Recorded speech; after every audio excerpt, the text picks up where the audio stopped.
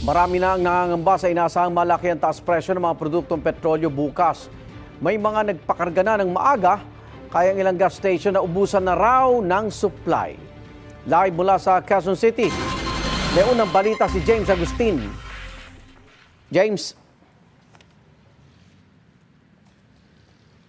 Igang good morning sa mga naikutang kong gasolinahan dito sa Commonwealth Avenue sa Quezon City. Tatlo na po yung walang supply ng diesel. Kaya naman pila yung mga motorista sa iba pang gasolinahan na nagpapa-full tank na rin bago yung inaasahan na malaki ang taas presyo sa mga produktong petrolyo. Kahapon pa naubos ang supply ng diesel sa isang gasolinahan sa Commonwealth Avenue na sakop ng barangay Old Balara, Quezon City. Ang meron silang supply, premium diesel na 73 pesos per liter. Ito na lang daw muna ang pinapakarga ng ilang motorista. Nung nakarang araw pa, marami na pong nagkarga kasi yung stock namin naubos na po. Bali may premium diesel pa naman kami, yun nga lang medyo paubos na rin. Kasi yung iba, no choice naman, kinakarga na rin. Opo. Kailan daw po magkakaroon ng stock? Wala pang abiso sir kung kailan yung stock na darating. Sa isang gasolinahan sa Fairview, zero na ang nakalagay sa signage ng presyo ng diesel. Kahapon pa raw ng tanghali na wala ng supply. Marami pong nagpapakarga po. Mga trucks, mga PUV, mga jeep. Sinasabihan na lang po namin sila na wala po. Wala na pong supply, wala ng diesel. Kailan daw po magkakaroon ng stock? Hindi ko po masabi sir kung kailan po sir. Suki ng gasolinahan ng UV Express driver na si Merlito na doon nagpapakarga ng diesel. Problemado siya lalo pat bahagi ito ng kanyang pamamasada.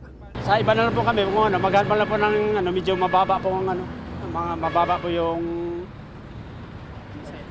mababa po ang presyo. Malaking kawalan po talaga yan, ang pag walang diesel. Kasi siyempre, ito pong inasahan po namin, araw-araw kami hindi mo po pwedeng hindi kami magkakarga po ng diesel. Sa iba pang gasolinahan, pila ang mga motorista nagpapakarga bago ang big time oil price hike ngayong linggo. Si Iris na driver ng school service, nagpa-full tank na ng diesel. Para po makahabol po sa medyo mura po na diesel ngayon. 1,000 pisong halaga ng diesel naman ang pinakarga ni Edwin. Kapag daw sumipa ang presyo nito, mapipilitan siyang igarahe muna ang kanyang van na pinapanghakot ang mga paninda. Paano mo dadalhin sa tindahan mo yung ititindahan mo? Paano maging diskarte niyo tayo? Baka magmotor na lang. Salib na 4 wheels, motor na lang.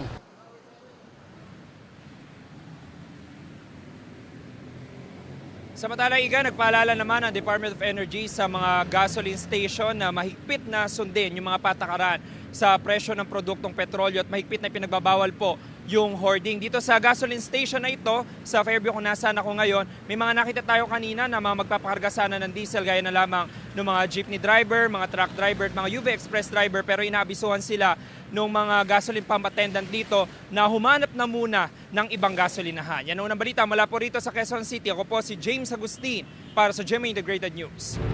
Igan, mauna ka sa mga balita, mag-subscribe na sa GMA Integrated News sa YouTube para sa iba't ibang ulat sa ating bansa.